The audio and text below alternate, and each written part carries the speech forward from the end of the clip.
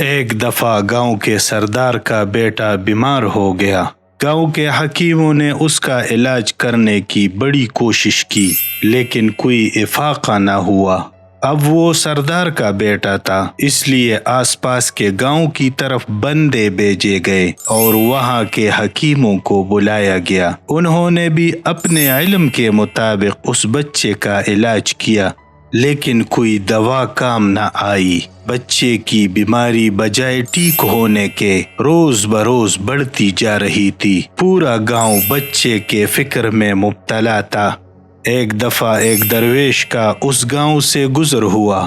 اس نے بچے کی بیماری کا سنا تو حال احوال پتہ کرنے جا پہنچا۔ سردار نے بڑی عزت و احترام سے درویش کا استقبال کیا۔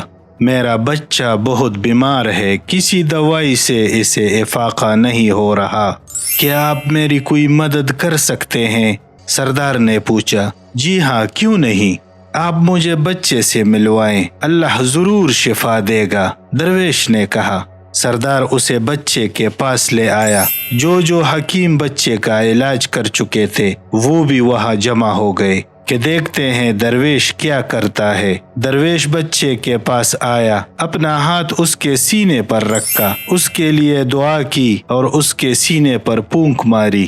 پھر بڑی محبت سے بچے کا ہاتھ اپنے ہاتھوں میں لے کر سردار سے کہا، اللہ کے حکم سے یہ بالکل ٹھیک ہو جائے گا۔ یہ سارا کچھ دیکھ کر ایک حکیم بڑے طنزیہ انداز میں بولا، یہ آپ کیا بات کر رہے ہیں؟ ہم اس بچے کا مہینوں سے علاج کر رہے ہیں اور آپ نے کیا ہی کیا ہے؟ آپ نے صرف چند الفاظ اس سے بولے ہیں، چند الفاظ پڑھ کر اس پہ پونکا ہے اور آپ کہہ رہے ہیں کہ یہ ٹھیک ہو جائے گا۔ اگر آپ کے پاس کوئی دوا ہے تو وہ اسے دیں، یا آپ کے خیال میں لفظوں کے اندر ہی اتنی طاقت ہے کہ وہ اس کی بیماری کو ٹھیک کر سکتے ہیں؟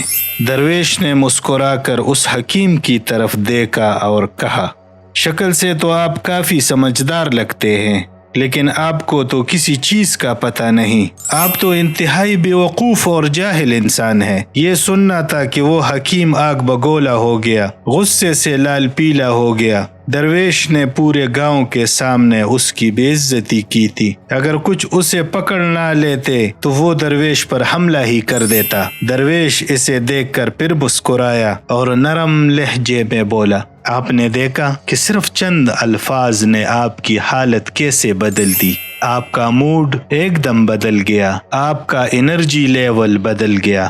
دو آدمیوں نے آپ کو پکڑا ہوا ہے، آپ غصے سے تلملا رہے ہیں، تو اگر چند الفاظ آپ کو بدل سکتے ہیں تو کیا چند اور الفاظ کسی دوسرے کو نہیں بدل سکتے؟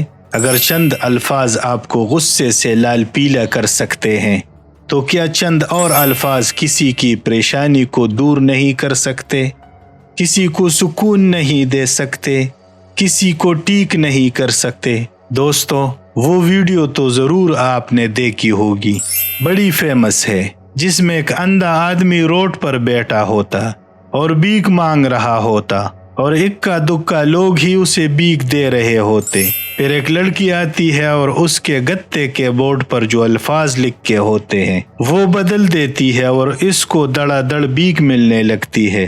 تو الفاظ جو ہوتے ہیں نا، ان کو معمولی نہ سمجھیں، لفظوں کے اندر طاقت ہوتی ہے، اتنی طاقت ہوتی ہے کہ وہ دنیا کو بدل سکتے ہیں۔